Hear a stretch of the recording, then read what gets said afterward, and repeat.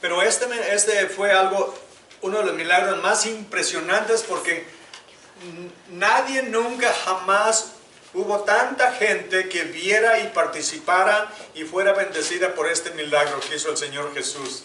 Miles y miles de gente lo vieron, partir los panes, vieron que trajeron el lonchecito, ¿verdad?, de un niño. Y los panes no creen que eran como teleras, como virotes, como nosotros estamos acostumbrados. Eran unos panecitos como sopes, chiquitos, para un niño. No le van a dar 5 panesotes así, ¿verdad? Esos me los como yo, pero no un niño normal, no.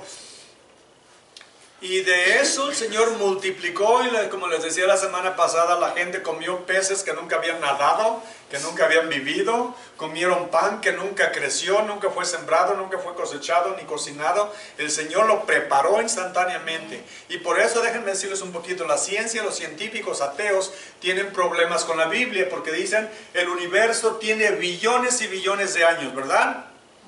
Y nosotros decimos, no, la Biblia dice que tiene como 6,000 años. Dice, pues la luz para que viaje dura tantos años y años y años en llegar, no es posible. Bueno, así como el Señor creó los peces y los panes ya preparados, el Señor pudo crear la tierra con la luz que ya estaba, que llegó la luz en el momento que Él dijo, hágase la luz, ¡pum! La luz fue hecha instantáneamente. No hay nada imposible para Dios, ¿verdad? Amén. Dice la Biblia, ¿hay algo difícil para Dios? Y la respuesta es no. Entonces el Señor hace un milagro increíble para tanta gente, y lo que va a suceder vamos a ver después en el Evangelio de Juan, que la gente quiere hacerlo rey. Quisieron tomarlo a la fuerza y hacerlo rey porque dijeron, ahora sí nos acomodamos. Ahora sí, como dicen, empezó el servicio del welfare para siempre. El Señor nos va a dar comida para siempre. No tenemos ya que trabajar. ¡Hey! Hay que hacerlo rey, porque este rey sí nos va a servir. Pero el Señor Jesús no vino a alimentar el estómago de los flojos. El Señor vino a salvar los corazones de los que estábamos perdidos. Y por eso rechazaron su mensaje, porque Él no vino a hacer las cosas como ellos creían que debía de hacerlas. Pero nosotros nos sometemos a Él porque Él es el Señor y nosotros no sabemos ni lo que es lo mejor para nosotros. ¿No es verdad? ¿Cuántas veces nos hemos equivocado? No levanten la mano, por favor. Pero alguno de ustedes se enamoró de una persona, muchacha en su juventud, y querían casarse con esa persona y pensaban que se iban a casar con ella y no funcionó. Y que se quebrantaron sus corazones, y después que se casó con otra persona le dieron gracias a Dios porque no les tocó esa persona, porque de las que lo salvó, ¿verdad?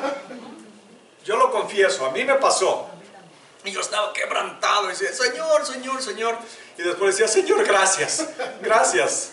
Y ese que la quería, pues que se quede con ella para toda su vida, para que Dios lo bendiga, ¿verdad? Más bien, para que pague, ¿verdad? Pero no sabemos. Pues sí, ¿verdad? Él la quería, pues Dios se la dio, pues bendito sea Dios. Y le dio lo que quería, pero no, ¿saben que nosotros no sabemos lo que nos conviene? Pensamos que sabemos, pero realmente no sabemos. Solamente Dios sabe. Solamente Dios sabe. Así es de que el Señor tiene un plan maravilloso para cada una de nuestras vidas, pero nosotros tenemos que someternos a su plan. No que bendiga nuestro plan que ya tenemos, sino que Él nos cambie nuestros planes de acuerdo a su voluntad, ¿verdad? Vamos a comenzar en el versículo 45. Dice, enseguida hizo subir a sus discípulos, entrar en la barca e ir delante de él a Betsaida, en la otra ribera, entre tanto que él despedía a la multitud.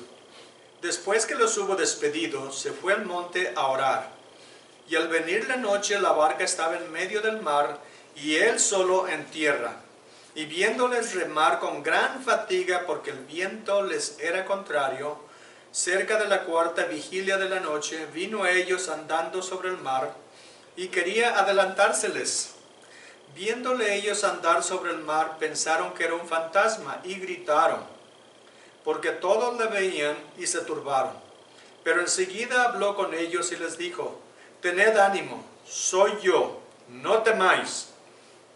Y subió a ellos en la barca y se calmó el viento, y ellos se asombraron en gran manera y se maravillaban, porque aún no habían entendido lo de los panes, por cuanto estaban endurecidos sus corazones. ¿No es increíble que después de ver un milagro tan grande, tan maravilloso, todavía sus corazones estaban endurecidos? Y no es increíble que para estas alturas ya habían estado caminando con el Señor de 1 año y medio a 2 años y habían visto sanar a paralíticos, a leprosos, a ciegos, levantar muertos, hacer increíbles milagros. Y sin embargo todavía no entendían. ¿Se dan cuenta que el Señor no escoge a la gente que tiene más fe? No escoge a la gente más inteligente o más educada o más buena. Escoge... Pues no volteen alrededor, porque luego nos ven también a nosotros, ¿verdad? Escoge lo débil del mundo para confundir los poderosos, ¿verdad? Lo ignorante de este mundo para confundir a los sabios. Escoge la gente que necesita un Salvador, porque hay mucha gente que no piensa que necesitan a Jesús. Piensan que son tan inteligentes, han prosperado, se han educado, han hecho dinero, tienen sus negocios y dicen, ¿yo para qué necesito a Dios? Yo soy el arquitecto de mi propio destino. Yo he hecho todo lo que tengo, me ha costado mi trabajo. No se dan cuenta y no recapacitan en pensar que el que les ha dado la habilidad fue Dios. El que les dio la habilidad de aprender, la capacidad de trabajar y la sabiduría de ahorrar, todo se los dio Dios.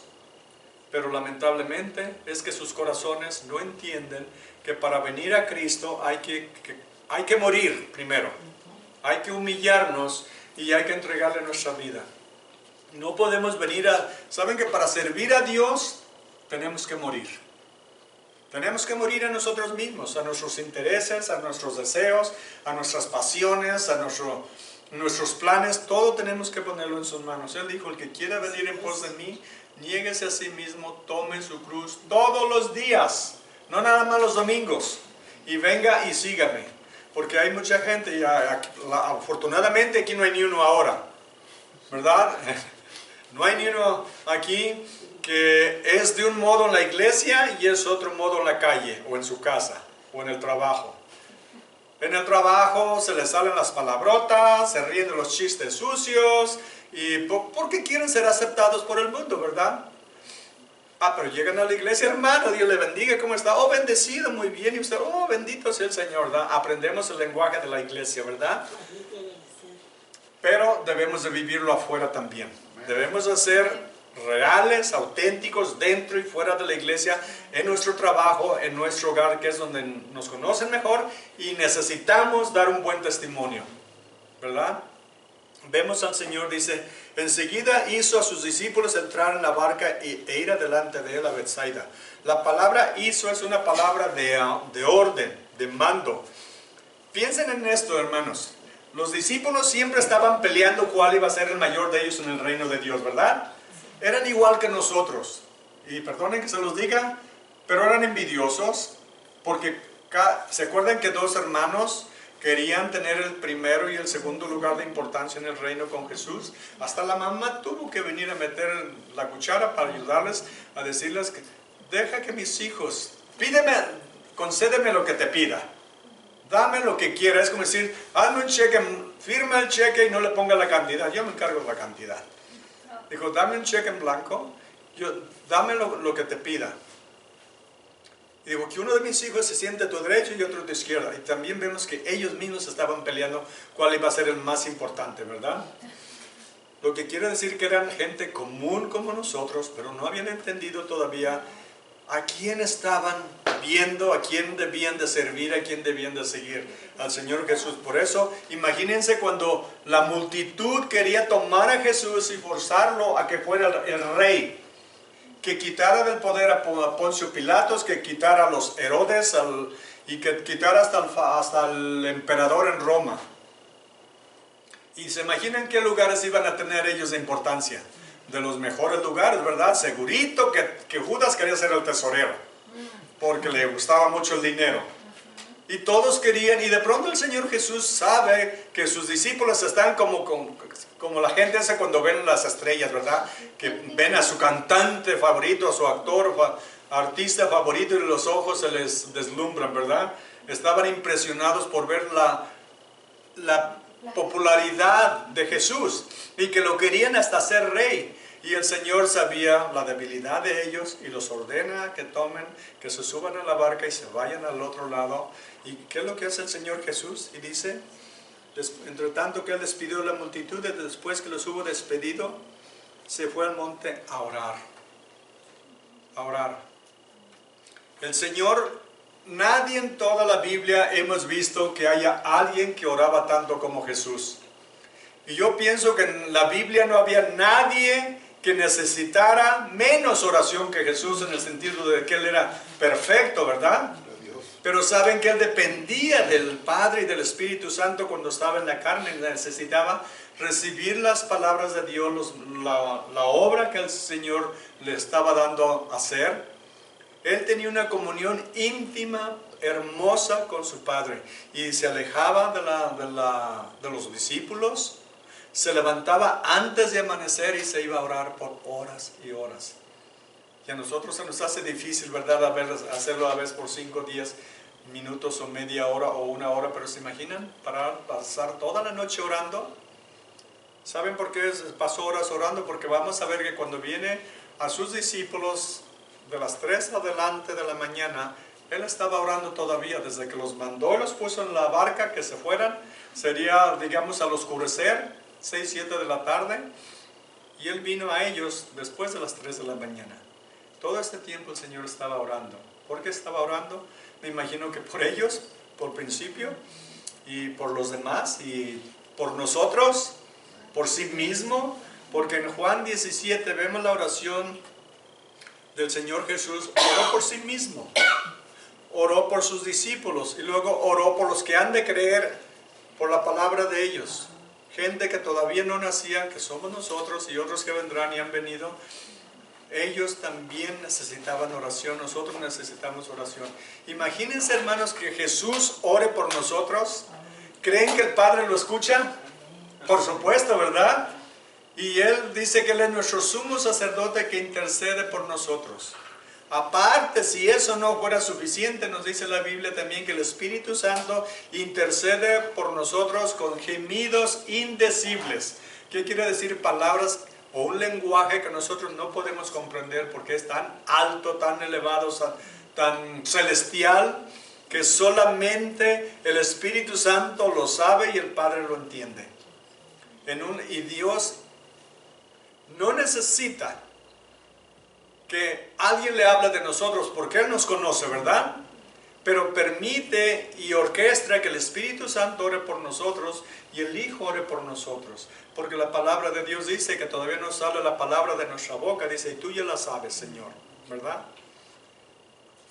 Él conoce nuestros pensamientos, Él conoce todo acerca de nosotros. Sin embargo, se dan cuenta de la unidad que hay, la armonía entre el Padre, el Hijo y el Espíritu Santo.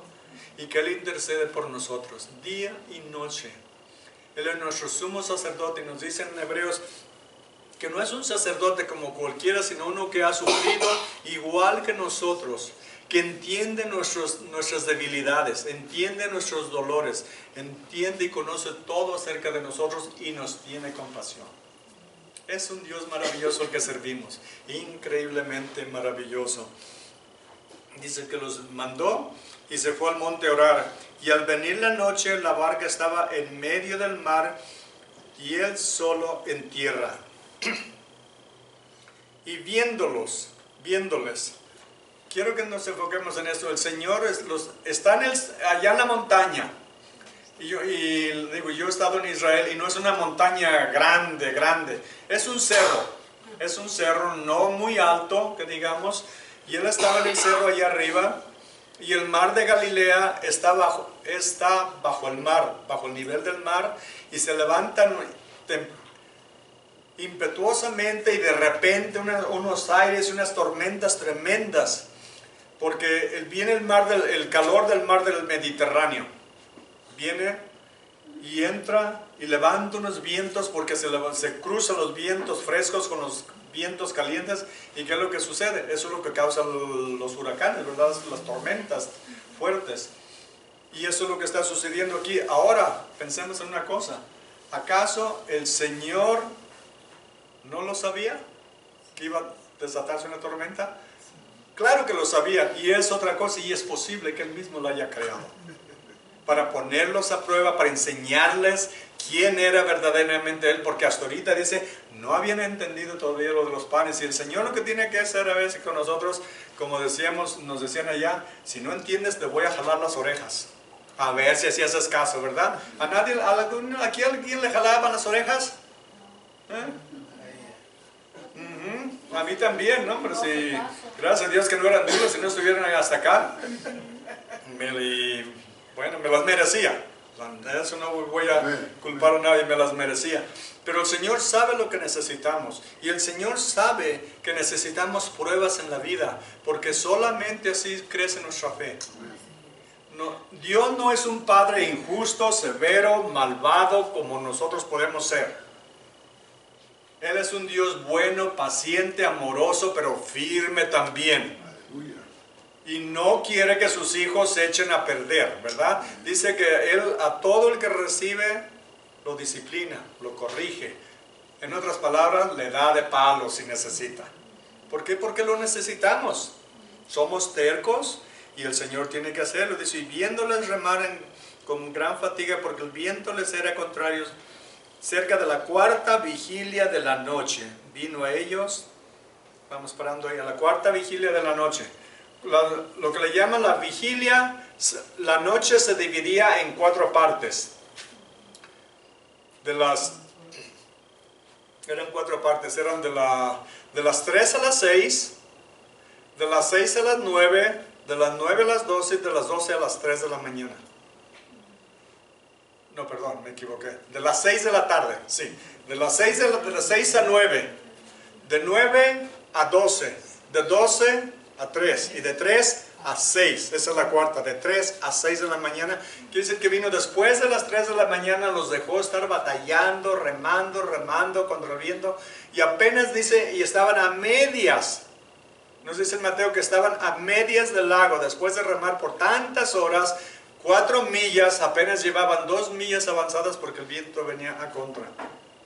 Y el Señor los estaba viendo, los estaba dejando que sufrieran, por decirlo, los estaba dejando batallar porque Él tenía un plan. Y Dios siempre tiene un plan para todos nuestros problemas, todo nuestro dolor, todas nuestras lágrimas, porque Dios es un Dios misericordioso. Dice la Biblia que Él enjugará nuestros ojos y dice que Él guarda nuestras lágrimas en una botella.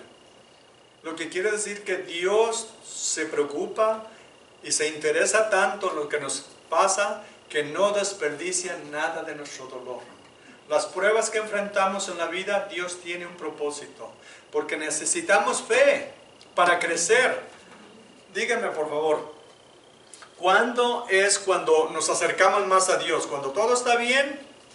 Cuando todo está tranquilo, hay paz en el hogar, hay dinero en el banco, la familia toda está bien, no hay ningún problema. No, es cuando nos olvidamos más bien, nos enfriamos, dejamos de orar, oramos menos, leemos la Biblia menos, vamos a la iglesia menos, y cuando menos pensamos nos estamos enfriando, ¿verdad? Pero ¿qué sucede cuando hay una tragedia? De pronto, un accidente, algo sucede en la familia o a uno. Inmediatamente corre uno, ¿verdad?, a la cruz. Corre uno a pedirle ayuda a Dios. ¿Por qué? Porque sabe uno que ahí es donde viene la ayuda. De Él viene la ayuda, pero si nos deja siempre, si nos diera todo lo que queremos, imagínense esta gente. Si el Señor Jesús se hubiera dado de comer todos los días, no trabajaban, no hacían nada, que se hubieran hecho una manada de ociosos inservibles, ¿verdad?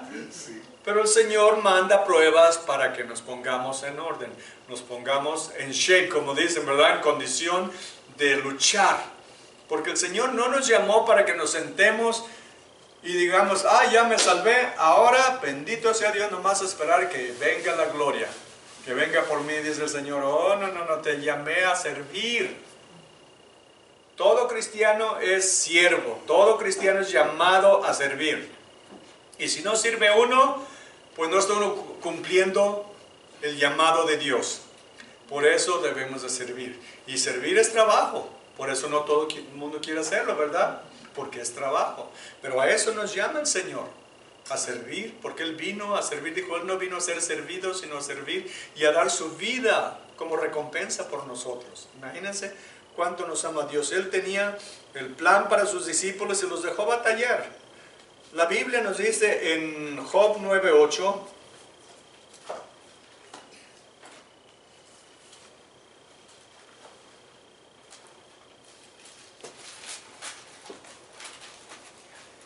dice, Él solo extendió los cielos y anda sobre las olas del mar. ¿Cómo vino caminando Jesús? Sobre las olas del mar, ¿verdad? Y aquí nos está hablando del Antiguo Testamento de Jehová, ¿verdad? Yahvé, Yahweh, los diferentes nombres que tiene Dios en el Antiguo Testamento. Y sin embargo acá el Señor Jesús viene caminando en las olas, ¿verdad? Como ese vals bonito antiguo, ¿verdad? Sobre las olas. Él sí vino caminando sobre las olas.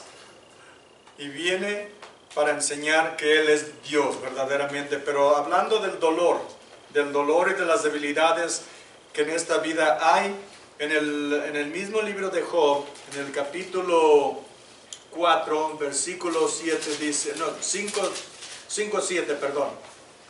Job 5:7 dice, como las chispas se levantan para volar por el aire, así el hombre nace para la aflicción. ¿Qué les pareció? ¿Les gustó este versículo? ¿Sí les gustó? Pues está duro lo que dice, ¿verdad? Les voy a decir la verdad, a mí no me gusta, pero lo acepto. No me gusta, pero lo acepto, porque dice, como las chispas se levantan para volar por el aire. Cuando hacemos una fogata ahí en la casa, que está haciendo frío, en el patio de atrás, y la leña está ardiendo, ¿verdad? Se levantan las chispas. Así de natural como es que las chispas salten hacia arriba cuando está ardiendo la leña, dice, así de natural es que el hombre ha nacido para sufrir. Eso no nos gustó mucho, ¿verdad? Pero es la realidad. Y ahora en mismo Job 14:1 dice la palabra de Dios, el hombre nacido de mujer, corto de días y hastiado de sinsabores. Hastiado de sinsabores, con muchos problemas, ¿verdad? Muchos problemas, es lo que le toca a uno. Ahora en el Salmo 37:23, y tengo varios, si quieren escribirlo nada más, yo se los leo, o si gustan seguirme, dice en el Salmo 37:23. Por Jehová son ordenados los pasos del hombre, y él aprueba su camino. Y en otras versiones dice, por Jehová son ordenados los pasos del hombre justo. Del hombre justo.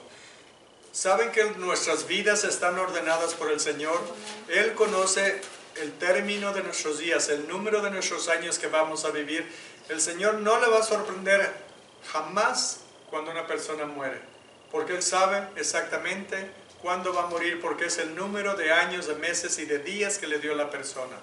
¿Y cuántas veces nosotros cuando alguien muere joven decimos, verdad, murió antes de tiempo? No, era su tiempo. Dios tiene, no todo el mundo vive 100 años, ¿verdad? Todos tenemos el número de nuestros años que vamos a vivir. Y Él dice, por Jehová son ordenados los pasos del hombre y Él aprueba su camino. Si caminamos, el hombre justo busca la voluntad de Dios, busca servir a Dios, busca amar a Dios, busca tener una relación íntima con Dios. Es lo que más necesitamos. No necesitamos un mejor carro, una casa más grande, o más dinero, o dinero en el banco. Necesitamos a Dios. Amén. Porque de Él viene todo. El que tiene a Jesús lo tiene todo. El que no tiene a Jesús es el hombre más pobre del mundo, aunque tenga todo el oro del mundo. Amén. ¿De qué le sirve al hombre ganar el mundo, dijo el Señor Jesús, si pierde su propia alma? ¿Qué dará a cambio por su alma? ¿De qué sirve el hombre tener tanto dinero? Hay a esos billonarios. De vez en cuando yo leo alguna noticia donde dice que tienen 60, 70, 80, 100 billones de dólares. Y veo cómo viven. Hay uno que no recuerdo ahorita su nombre. Ya está bien viejo. Ya tiene un pie en la tumba y otro en una cáscara de plátano. Y ya tiene orden de arresto en 3 cementerios. Son más que no lo han encontrado. Y todavía anda distorsionando, influenciando gobiernos, países, con su política corrupta, liberal, anticristiana. Anda todavía tratando de cambiar el mundo y piensa que así va a seguir siempre. Todo ese dinero que tiene, todos esos billones que tienen, se van a quedar cuando él se muera. ¿Y él a dónde va a ir? Lo más segurito, que se va para abajo. ¿De qué le sirve todo ese dinero si no busca a Dios? Nosotros tendremos poquito o lo que sea, o no tengo uno nada, pero si tenemos a Cristo lo tenemos todo. Eso es lo que el Señor quería enseñarle a sus discípulos. No se fijen en la vanagloria, en la fama del mundo, la popularidad. Ser rey, lo querían hacer rey, dijo, eso no es nada. Él vino a morir en la cruz. Él pudo haber derrocado el gobierno en Israel, inclusive el gobierno romano. Él pudo derrocar al emperador en Roma, siendo Jesús, siendo Dios. ¿Creen que no lo podía hacer? Sin embargo, dejó que lo crucificaran. Entre los romanos y los judíos permitió que lo crucificaran. Inclusive, Él planeó y orquestó todos los eventos para que lo llevaran a la cruz. No solo dejó que lo llevaran, Él mismo lo preparó, porque Él vino el día indicado, porque así estaba profetizado. Dios preparó todo, el Padre lo mandó y el Hijo voluntariamente lo obedeció y vino a dar su vida en la cruz. Porque sabía que no había otra manera en que pudiéramos ser salvos. Y Él está preparando a los discípulos. ¿Saben por qué? Porque en ese bote que está tambaleándose en el mar de Galilea con el tremendo viento a contra, ahí están los que van a empezar el reino de Dios en este mundo. Ellos son sobre los que Él va a poner el mando y darle la autoridad y los dones que necesitan, la unción del Espíritu Santo de ellos, y ahí se va a levantar la iglesia. ¿Creen que los iba a dejar ahogar? Y nosotros a veces cuando tenemos problemas decimos, Señor, ¿quién podrá defenderme? ¿Verdad? Estoy perdido. ¿Quién puede ayudarnos? El Señor Jesús. A Él vamos para todos nuestros problemas. Y Él los estaba preparando para ese día específicamente, para cuando fueran a llevar el Evangelio y recibieran y sufrieran oposición, golpes, burla, escarnio, cárcel, muerte. Prepararlos para ese día. Y todo empezó desde este tiempo que los está preparando poco a poco para que vayan creciendo y madurando para ser los líderes de la iglesia que necesitan. ¿Qué sucedió con Pablo? Pablo era un gran teólogo judío, conocía la ley mejor que todos porque dice la Biblia que estudió a los pies de Gamaliel, el mejor maestro en todo Israel. Aprendió la ley, dijo, y que él era mejor que sus maestros. Sin embargo, el Señor lo llevó al desierto por 3 años de Arabia para prepararlo, quitarle todo lo del mundo y quebrantarlo y humillarlo para poderlo usar. Y después, todavía oró que le quitara el aguijón de su carne y el Señor le dijo no. Vamos a verlo más adelante. Pero vemos que Dios tiene un plan para nuestras vidas. A Dios no se le escapa nada, Él no comete errores y podemos confiar en Él completamente. Viene el Señor Jesús a encontrarlos. Dice el versículo 49, viéndolos ellos andar sobre el mar, pensaron que era un fantasma y gritaron, y en la palabra gritaron fue un alarido. Un grito de terror cuando lo vieron, porque había mucha superstición que los espíritus se aparecían de noche. A nadie nunca vieron las historias de la Llorona, que las ánimas que se aparecen y todo eso. En nuestra cultura, ¿verdad?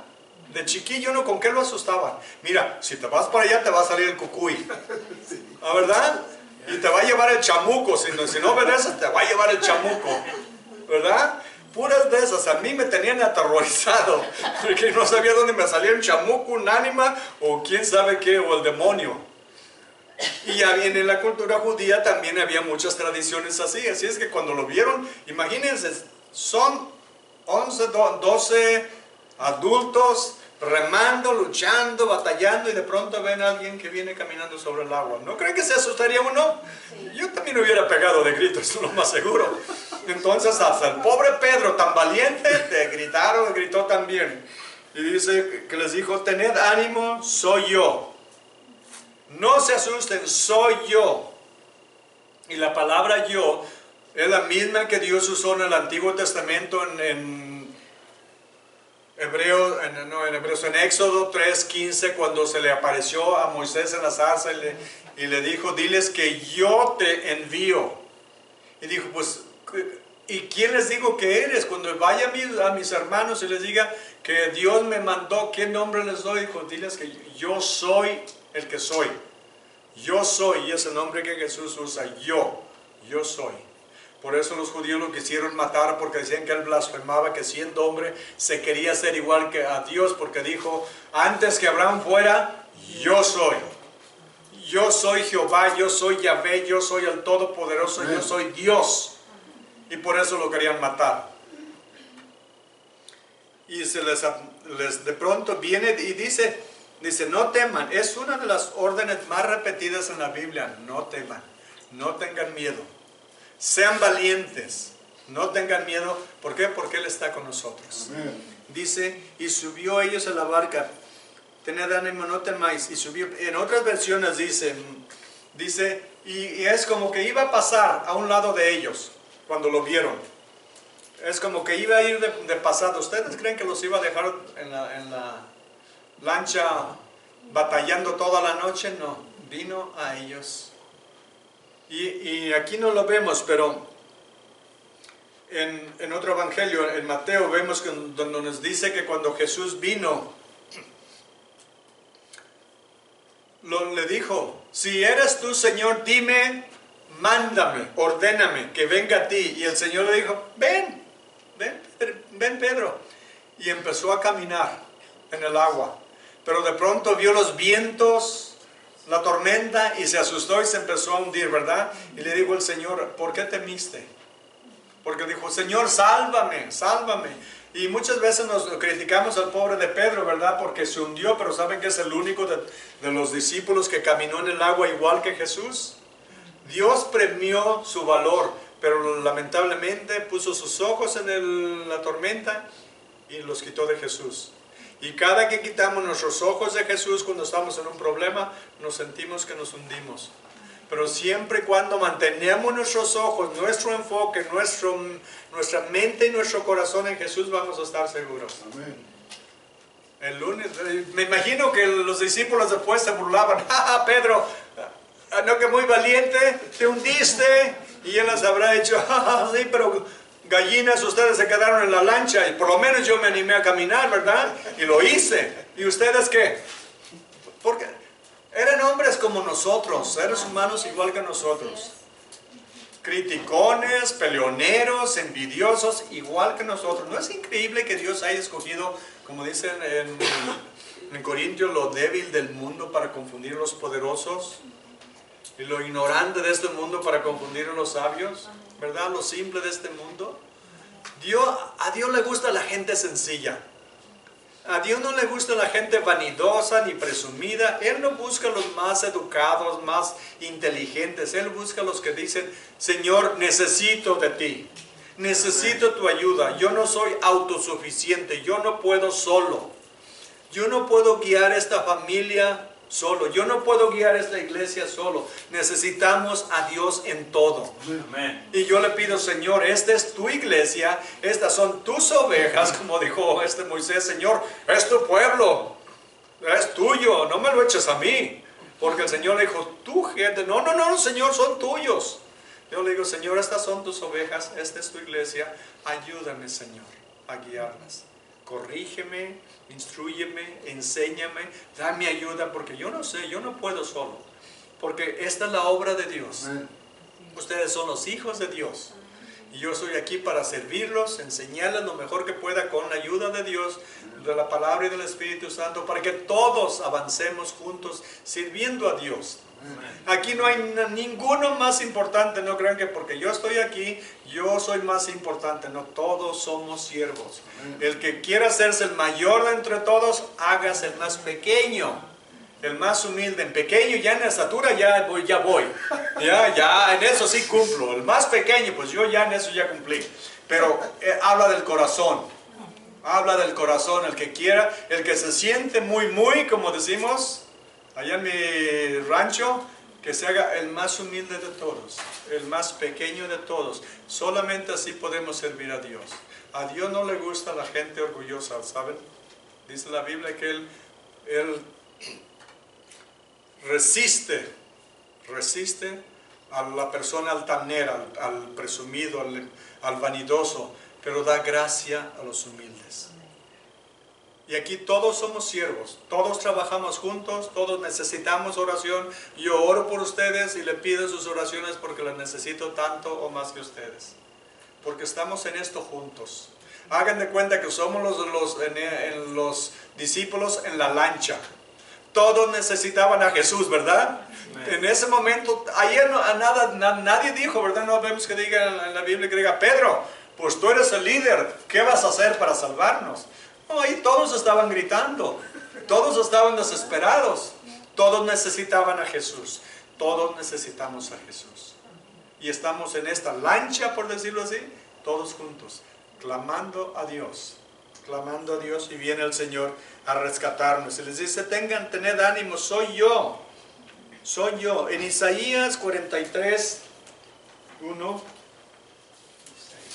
Isaías 43, 1 al 3, dice, ahora así dice Jehová, creador tuyo, oh Jacob, y formador tuyo, oh Israel, no temas, porque yo te redimí, te puse nombre, mío eres tú.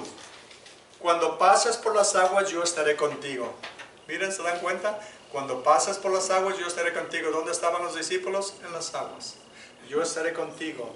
Y si por los ríos, no te anegarán. Cuando pases por el fuego, no te quemarás, ni la llama arderá en ti. ¿Qué sucedió con los tres jóvenes judíos, hebreos, que estaban en la hoguera que los echó Nabucodonosor? Apenas entraron en el fuego y Jesús estaba con ellos. Se dan cuenta que no llegó a la mitad, porque si llega a la mitad ya se hubieran hecho carnitas bien achicharrados, ¿verdad? En el momento que los arrojaron, Él ya estaba ahí protegiéndolos. Acá llega a mitad de la noche porque todavía no se hundía. Pero cuando necesitaron la protección para el fuego, ahí estaba el Señor Jesús para protegerlos. Dice, aunque pases por las aguas, por los ríos, no te anegarán, yo estaré contigo. Es la promesa que nos da a todos, hermanos. Que no importa qué tormenta, qué lucha, qué río, qué mar estemos, Él está siempre con nosotros. Una de dos, o nos va a proteger de la tormenta, o va a estar con nosotros en la tormenta. Dice, no te dejaré ni te abandonaré. Aunque el lloro dura por la noche, el gozo viene en la mañana. No importa qué prueba enfrentemos, Dios va a estar, o nos saca de la prueba, o está con nosotros en la prueba. Y tiene que esperarse hasta que esté terminada la obra. Es como que dice la Biblia que Dios es el alfarero y nosotros somos el barro, ¿verdad? El alfarero primeramente estruja, estira, aprieta el barro para irlo formando, ¿verdad? Y eso duele.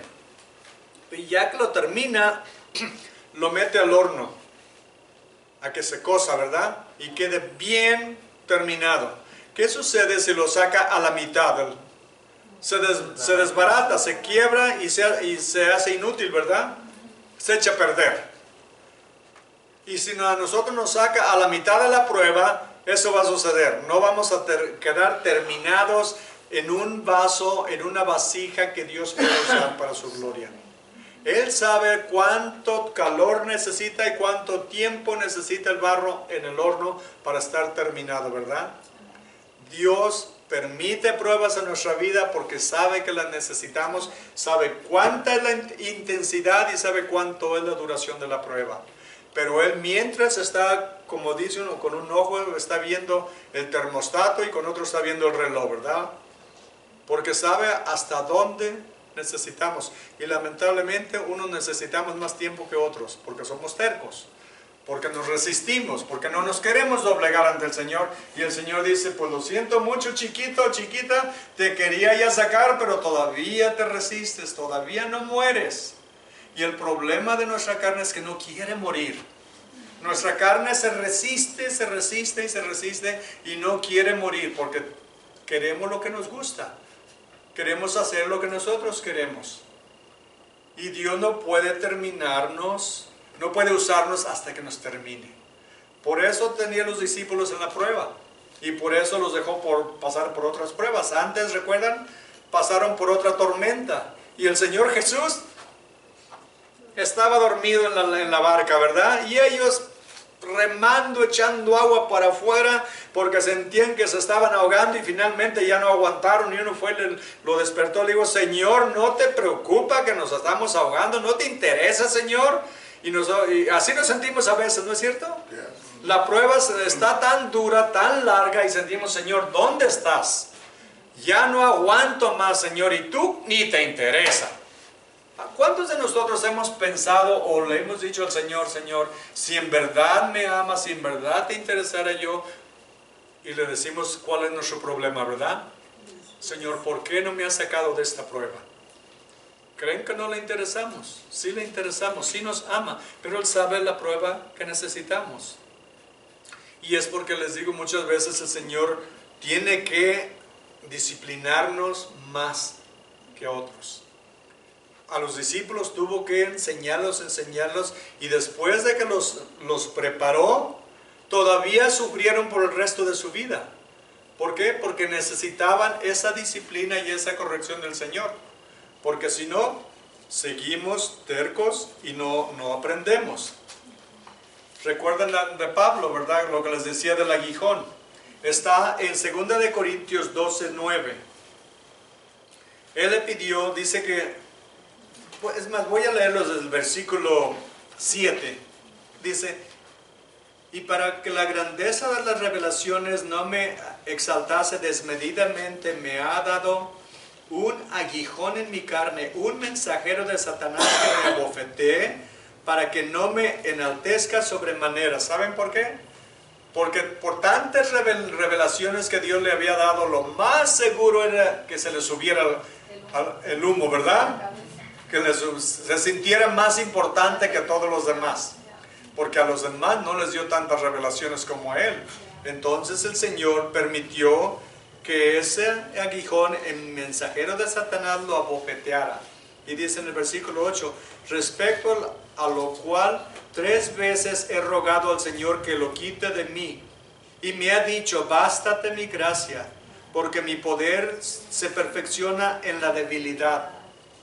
Eso es lo que le dijo el Señor, bástate mi gracia, porque mi poder se perfecciona en la debilidad. Tenía que debilitar a Pablo para poderlo seguir usando. Si no lo haga, Pablo se hubiera enaltecido y Dios resiste al que se enaltece, ¿verdad? ¿Y cuál fue la respuesta de Pablo? Señor, si verdaderamente me amaras, si verdaderamente fueras bueno conmigo, no me tratarías así. ¿No? ¿Cuál fue la respuesta de Pablo? En el versículo que sigue nos dice, lo que continúa en el versículo dice, por tanto, de buena gana me gloriaré más bien en mis debilidades, para que repose sobre mí el poder de Cristo. Por lo cual, por amor a Cristo, me gozo en las debilidades, en afrentas, en necesidades, en persecuciones, en angustias, porque cuando soy débil, entonces soy fuerte. ¿Se dan cuenta la respuesta? Ese es un corazón entregado, quebrantado y ha muerto por a sí mismo realmente. Él dijo, para mí el morir es Cristo y el vivir es ganancia. Él murió a sí mismo en la carne para servir a Dios todo el resto de su vida. Y si nosotros hacemos eso, decimos, Señor, mata mi carne, quebrántame, moldéame, transfórmame, hazme a tu imagen. Cada día más que yo me asemeje más a tu imagen. Quiero ser como tú, quiero amar como tú, quiero perdonar como tú perdonas. Y vaya que necesitamos ayuda en eso, ¿verdad? En poder perdonar, porque hay veces que se nos hace difícil. Y hay gente que no lo merece, ¿verdad? Pues ninguno lo merecemos, pero todos lo necesitamos. Amén. Todos necesitamos el perdón de Dios y necesitamos que nos quebrante para poder llegar a decir como Pablo, que digamos, de buena gana me gloriaré más bien en mis debilidades. Señor, tú sabes lo que necesito, haz en mí lo que necesitas hacer. Es como cuando uno tiene o contrae una infección por decir en un brazo, ¿verdad? Y de pronto se hace una llaga y se ve feo. Y vamos al doctor y dice el doctor, esa llaga, si la dejo ahí, se te va a pudrir el brazo y te lo tengo que cortar. Y si no lo corto, te vas a morir. Y dice, pero te va a doler, te lo voy a cortar, pero te va a doler. Pero solamente así te puedo salvar la vida. Muchas veces el Señor hace eso con nosotros. A veces tiene que disciplinarnos firmemente, hacernos morir, porque si nos deja como estamos, realmente vamos a morir. Y tiene que hacer esa obra en nuestros corazones, en nuestras vidas. Y el Señor lo hizo con Pablo y con los demás discípulos, permitiéndoles sufrir increíblemente persecución, golpes, torturas y finalmente muerte. Pero ¿dónde están ahora? ¿Creen que se lamentan ahora de haber sufrido por Cristo? ¡Ja! Le dan gloria y gracias a Dios. Y si en algo se quejan es de no haber sufrido más por Cristo, de no haberlo servido más, de haberlo servido mejor. Porque cuando nos enamoramos de Jesús, no hay nada que lo sustituya. Queremos servirlo con todo el corazón.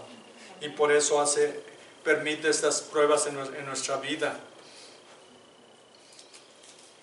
Y dicen, vamos regresando a Marcos, después que dijo, tengan ánimo, y subió con ellos en la barca y se calmó el viento y ellos se asombraron en gran manera y se maravillaban, porque aún no habían entendido lo de los panes por cuanto estaban endurecidos sus corazones. ¿Se dan cuenta?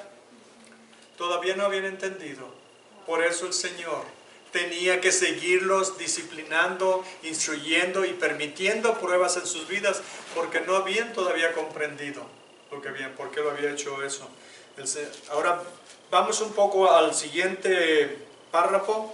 Dice en el 53, terminando la travesía vinieron a tierra de Genesaret y arribaron a la orilla. Y saliendo ellos de la barca, enseguida la gente la reconoció. Y recorriendo toda la tierra de alrededor, comenzaron a traer de todas partes enfermos en lechos a donde oían que estaba. Y donde quiera que entraba en aldeas, ciudades o campos, ponían en las calles a los que estaban enfermos y le rogaban que los dejase tocar siquiera el borde de su manto, y todos los que le tocaban quedaban sanos. Milagro tras milagro. ¿Se dan cuenta que aquí no habla que la gente tenía fe para poder ser sanados? Traían a la gente en multitudes, se los ponían. Él no dijo, este no, este tiene pecado, no, este no, por una razón u otra. Primero tengo que investigar si lo merecen. A todos los que le traían, y decían que solo si los dejaba tocar su manto. ¿De dónde aprendieron esto? Antes vimos cuando la mujer vino por detrás de él a tocar su manto, la que tenía el flujo de sangre, dijo, si solamente tocara su manto quedaré sana. De ahí la voz se corrió que decían, si tan solo tocamos el manto del Señor Jesús quedaremos sanos. Y venían y quedaban sanos todos. Multitudes que le traían de todos lados. ¿Cuántos milagros habrán visto los discípulos? Pero sin embargo, dice que salía el siguiente día, después de que vino, y lo quisieron hacer rey, el Señor Jesús les dio un mensaje que no les gustó. Y vamos al capítulo 6 de Juan. Capítulo 6 de Juan.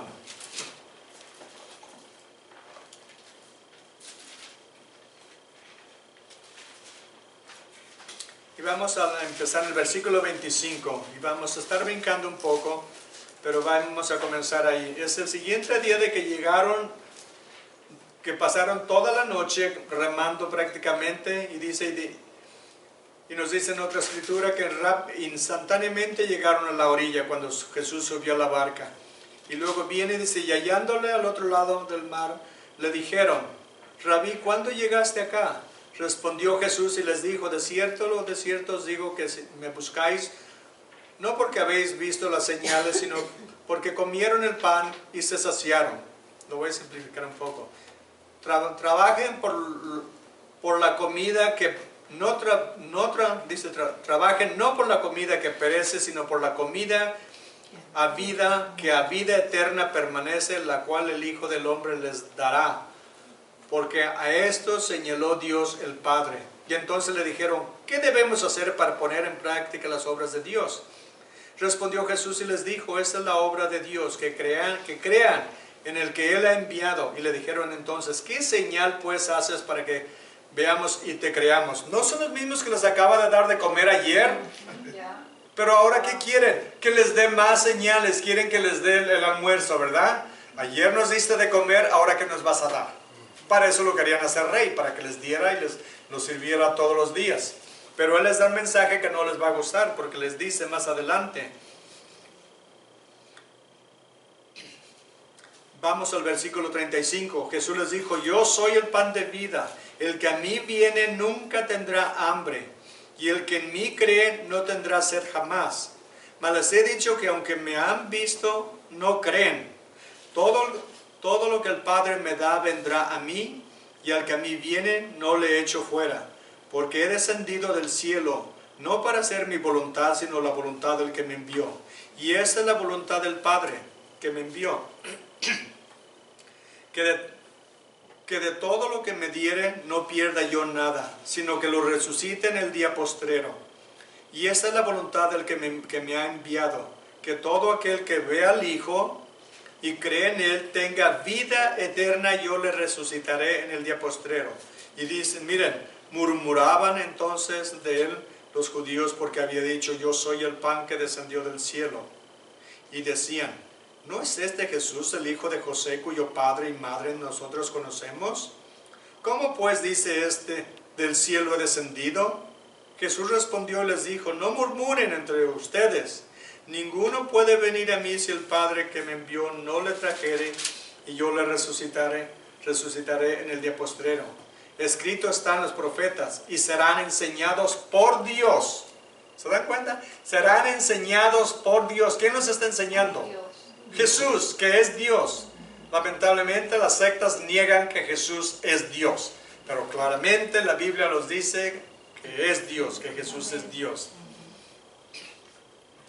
Vamos al versículo 46. No que alguno haya visto al Padre, sino aquel que vino de Dios, que es Jesús, este ha visto al Padre. De cierto les digo, el que cree en mí tiene vida eterna. Yo soy el pan de vida. Vuestros padres comieron el maná en el desierto y murieron. Este es el pan que desciende del cielo, para que el que de él come no muera. Yo soy el pan vivo que descendió del cielo. Si alguno comiere de este pan, vivirá para siempre. Y el pan que yo daré es mi carne, la cual yo daré por la vida del mundo. Y ellos no entienden, creen que le está hablando de que deben de comer su carne. Es simbólico lo que les está diciendo, no está hablando de canibalismo. Pero ellos no lo entienden. Entonces los judíos contendían entre sí diciendo, ¿cómo puede éste darnos a comer su carne? Jesús les dijo, de cierto, si no comen la carne del Hijo del Hombre y beben su sangre, no tienen vida en vosotros. Claro, está hablando de lo que vamos a celebrar después, que es la comunión, que celebramos y comemos la carne, que dice simbólicamente el cuerpo y la sangre de Cristo, ¿verdad? Simbólico, no como la Iglesia Católica lo enseña, que dice que en la transubstanciación, cuando el sacerdote da la bendición sobre la hostia, se convierte literalmente en el cuerpo y la sangre de Jesús. No es verdad, porque continúa siendo lo que era antes, ¿verdad? Es simbólico lo que está diciendo Jesús, porque miren, sigamos leyendo y vamos a ver lo que dice enseguida. El que come mi carne y mi sangre tiene vida eterna, y yo le resucitaré en el día postrero, porque mi carne es verdadera comida y mi sangre es verdadera bebida. El que come mi carne y bebe mi sangre, en mí permanece y yo en él. Como me envió el Padre viviente y yo en él por el Padre, asimismo el que me come, él también vivirá por mí. Este es el pan que descendió del cielo, no como vuestros padres comieron el maná y murieron. El que coma de este pan vivirá eternamente. Estas cosas dijo en la sinagoga enseñando en Capernaum. Y miren lo que sucedió, la respuesta de la gente. Al oírlas, muchos de sus discípulos dijeron, dura es esta palabra, ¿quién la puede oír? Sabiendo Jesús en sí mismo, no lo dijeron, no lo soy yo, pero lo sabía. Sabiendo Jesús en sí mismo que sus discípulos murmuraban de eso, les dijo, ¿Esto les ofende? Pues ¿qué si vieran al Hijo del Hombre subir de donde estaba primero? El Espíritu es el que da vida, la carne para nada aprovecha. ¿Se dan cuenta? Les acaba de decir que deben de comer su carne, pero está hablando simbólicamente, porque dice la carne de nada aprovecha. De nada aprovecha. Las palabras que yo les he hablado son espíritu y son vida. Lo que está hablando es espiritualmente simbólico.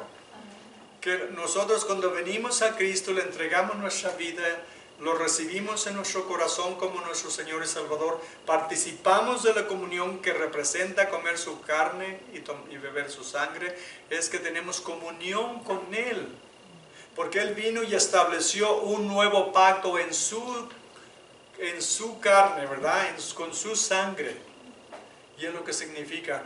Y la gente, y ya no tenemos tiempo, dice la gente, se fue.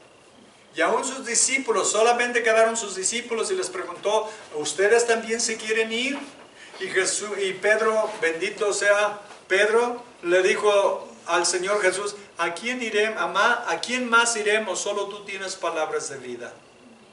¿Ustedes también se quieren ir? Todos los demás se fueron porque no comprendieron el mensaje que les habló, que ellos querían que los alimentara físicamente, Él vino a alimentarlos espiritualmente, no lo entendieron, rechazaron el mensaje y lo abandonaron. ¿Cuánta gente aquí oye el Evangelio y no lo comprende, verdad?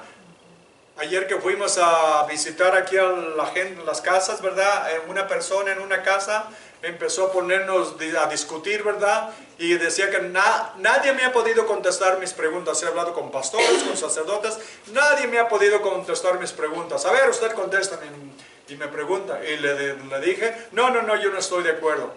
Es que no quieren oír la verdad. Ellos ya en su mente tienen algo que dejaron entrar, duda, mentira de Satanás, y cuando oyen la verdad, ya en su mente, en su corazón, resolvieron que esa no es la verdad.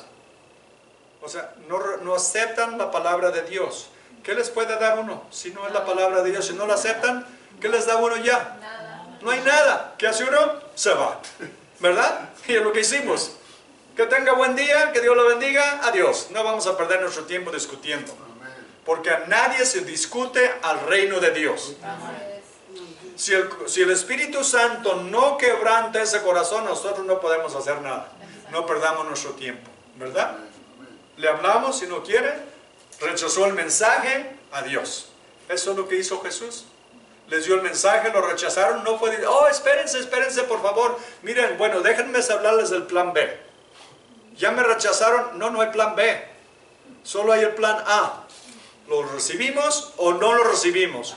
De eso depende nuestro destino eterno. Y es lo que sucede. ¿Aceptamos el mensaje o no lo aceptamos? Lo aceptamos, pero hay que seguirlo con todo nuestro corazón. Hay que morir en nosotros mismos y vivir para Él y vivir en Él. Vivir por Él, en Él y para Él. ¿Verdad? Completamente entregados al Señor y a su obra. Eso es lo que debemos de hacer. Amén. Seguirlo con todo nuestro corazón. Amén. Amén. Amén. Señor bendito, le damos la honra, la gloria, la alabanza. Bendecimos su nombre y le pedimos, Señor, yo le pido por todos mis hermanos y hermanas, Señor, que están aquí, Señor, que han venido, han hecho tiempo de su día, han dedicado este tiempo para estar en su presencia, para adorarlo, alabarlo, glorificarlo, cantarle cantos de alabanza, de adoración y estudiar su palabra. Yo pido que los bendiga abundantemente, bendiga sus hogares, sus familias, sus trabajos, todo lo que tienen y en todo lo que ponen en su mano, Señor. Bendígalos, protéjalos de los ataques y mentiras del enemigo, de las sectas que vienen a engañar a la gente, Señor. Proteja sus corazones, Señor. Sea con ellos en todo momento y continúe creciéndolos en la fe, en el amor y en el servicio para su honra y su gloria, Señor. Bendígalos en el nombre bendito y santo de nuestro Salvador Jesucristo. Amén. Amén. Amén. Dios los bendiga, hermanos. Y vamos a alabar al Señor.